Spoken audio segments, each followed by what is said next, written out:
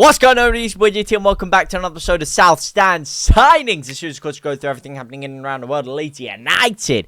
And we have a little talk about it. And as you can see, we are going full retro vibe today, baby. If you thought the old one was nice, look at this one. The old Macron. I don't even know what league we were in when this kit was around. What an absolute beauty of calamity. Or beautiful calamity, should I say, this kit is. But speaking of beautiful calamities, Leeds United's pursuit in the transfer window seems to be hitting another calamitous stage after the positive news of Noah Okafor, because we're losing out on even more targets. But one target we might not lose out on and might go for is Bournemouth defender James Hill, coming by a tweet from Mark Adam. Leeds United are interested in Bournemouth defender James Hill. Hill has just 1 year left on his current deal and is admired by Daniel Farke.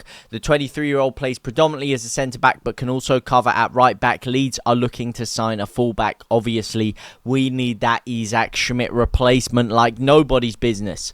It is being reported that Leeds United are sniffing around the potential of getting him, and that, obviously, as aforementioned, Daniel Farke has been a long-term keen admirer of James Hill. Now, who is James Hill exactly? Let's have a little breakdown, shall we? He played 5 times at centre-back for Bournemouth last season. 1 time from the CDM position, a little Ampadu-esque kind of player here. And then also 5 times at right-back. He is currently contracted until 2026, would cost around €3 million as per his market value, and is aged 23 years old. He is someone who has relative Premier League experience. As you can see here, 10 games played, 449 minutes. So he wasn't starting every single one of those games. He's played about half of the available minutes of those games, which is relatively not the best for Leeds. I mean, you can look at this one or two ways. In one aspect,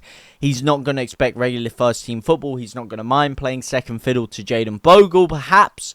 On the other aspect, is he going to come in and fill in when necessary in a dogfight for relegation when we need him, when he doesn't have that Premier League proven experience? It could go one or two ways. It could be a great gamble where he comes on every now and again and he's a very, very exciting asset for Leeds. It could go another way where he's too versatile. He can play centre-back and right-back. Isn't really amazing in either one of those positions. And doesn't really get a whole load of game time. And doesn't really do much for Leeds going forward. But he is young and would offer us decent sell-on value if he was to have a halfway decent season. So it's not the worst option for Leeds. But obviously you compare that to James Justin, who we were looking at, who would definitely offer a lot more guaranteed impact in that fullback position. So it's one to definitely look out for, especially as Leeds United are looking to be reeling from the loss of one other of our targets. And that man is the guy we were talking about the other day, Kristantes Uche, who Leeds were tickling around, pulling the trigger on for getting him over to Leeds United. But now Soccernet Nigeria have thrown a spanner in the mix, because Everton are apparently planning to offer Getafe a fee of €30 million for the midfielder. There is confusion over the price tag. Uche actually has a £21 million release clause, which we were talking about Leeds United actually triggering. And that is why the Toffees offer of £25 million remains to be seen, because surely if he has a release clause, you could get him for a little bit cheaper. There could be certain clauses within the release clause that might not appeal to Everton. So Moyes might not try to blow the competition out of the water and might try to blow the competition out of the water with a larger £26 million fee. Now, what does he mean by this? Why are Leeds United potentially hesitating? Because listen, I know we're all sat here saying, why are Leeds not just pulling the trigger? Why are we not doing this? Why are we not doing that?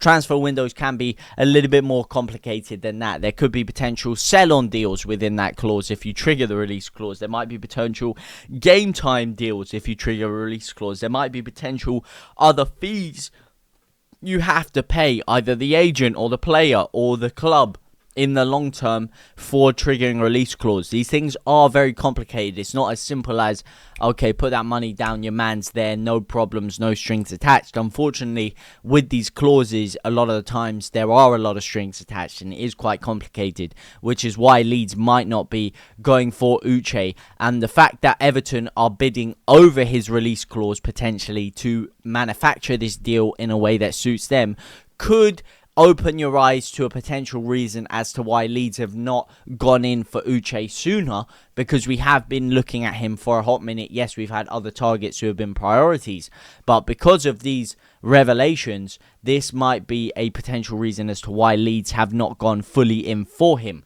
And speaking of midfield positions, Leeds United are going to be without Ethan Ampadu. I just do want to spend a minute talking about this one.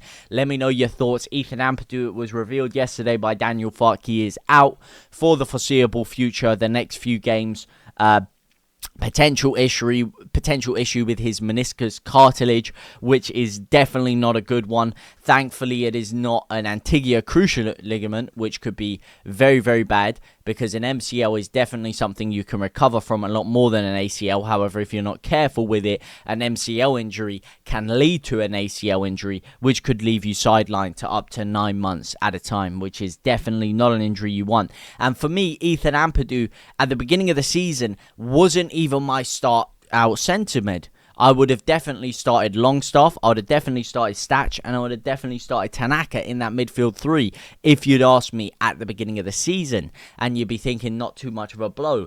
But after his performance against Everton, it was a man reborn in there. It was one of the best performances I've ever seen from Ethan Ampadu in a Leeds United shirt, in my opinion. It's one of the best midfield performances I've seen from Leeds United in my lifetime. I genuinely think our midfield is the one reason as to why we might actually stay in this league and give it a good go, because games are won and lost in the midfield, and I think our midfield is this good, or that good, should I say. So missing Ethan Ampadu after his amazing performance is really, really devastating for me. And for me, I'm not judging players off what I saw from them last year or other years. For me, people play different in different competitions around different players. Sometimes people rise to the occasion of playing around better midfielders around them. Sometimes it falters and they like to be a big fish in a small pond. Sometimes players play better against lower level opposition where they have more time in the ball to shine. Sometimes the quick, frantic nature of a Premier League game can get the best out of someone who might not necessarily be the best at playing the ball around slowly, but someone when their game is going 100 miles an hour and is thinking quickly and is really up for the battle and has all the pressure of a massive team in front of them actually rises to that occasion. And Ethan Ampadu might be that guy. Off the one performance that I saw of him in the Premier League, he might not be. We'll have to wait and see. You know, sometimes injuries can be a blessing in disguise in that it allows you to offer more options, but the one position in which I wouldn't have wanted a blessing in disguise was our midfield, because I thought it was so damn good. So I think it is going to be difficult for us to live without him for a couple of games. I think he has been very, very impressive. Farke obviously trusts him, and you need that, especially when you're bringing a lot of new signings in. So let me know your thoughts. It's definitely put a little bit of a dampener on my view of the Arsenal game, but I'm still relatively confident, and that preview for that game will be coming out later tonight with my boy Laurie Lau. So make sure you tune into the channel later on to check that one out. Now, speaking of something a little bit more exciting, Leeds United are still looking at the forward areas. Who are we looking at, Chris Kamara? Well, Stuttgart's very own Ermedin Demirovic. I had to even do this just so I could try and get the pronunciation correct. But Stuttgart could be open to selling him. They only signed him for £22.5 million last summer, so you don't expect them to take a real hit on that. You probably expect them to try and make a profit out of his sale if they were going to sell him. They aren't really looking to sell him, but if the right offer comes around, they could be considering a deal of that nature. Now, how did he perform last season? Well, very damn well. 48 games from the central forward position, registering 15 goals in the league, 1 goal in the Champions League, and 1 goal in the DFB Pokal, combined with 4 assists in that competition, taking his overall output for the year to 17 goals and 6 assists in 49 games. But you got to bear in mind, even in these games, he's not playing the full register registered amount of minutes. Look at this, 16 minutes here, 75 minutes there, 70 minutes there, 71 minutes there, 28 minutes there, 68 minutes, 66 minutes there, 28 here, 10, 75, few full games, 82, 61, 15, 69. He's not playing the full amount of minutes, and he's still registering a relatively high damn goal output. He is also only 27 years of age. He's almost hitting his prime as a striker with his dimensions. So you have to look at this as a very positive target for Leeds United to search for. Whether we will get the deal done or not, it's a very, very outside chance right now. He's represented by Roof Agency, who of course have a tenured history with Leeds United, trying to get deals done with that agency. But he is someone who Leeds United are looking at, and someone who I would be absolutely ecstatic at the prospect of signing. His numbers are great. His positional awareness is great. He's an occupied number 9, doesn't play versatile across the front line. He's just an out-and-out number 9. He's a goal getter, a goal scorer, an assist maker. He's a phenomenal player. His stats back it up.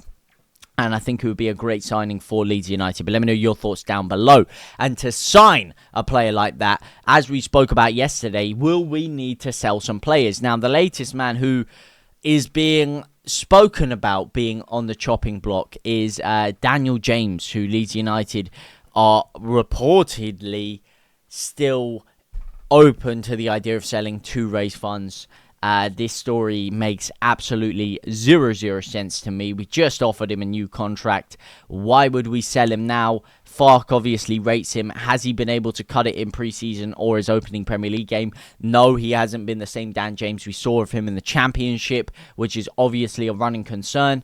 But selling him after we just offered him a new contract right here, right now, with the fact we don't have a whole strength and depth of quality in wide areas, absolutely nonsensical to me. I don't understand it at all, and hopefully it is just as stupid as the report sounds. But let me know what you guys think down in the comment section down below. What do you think about all of the stories we covered today? For now, though, I will see you very soon. Au revoir, my brother.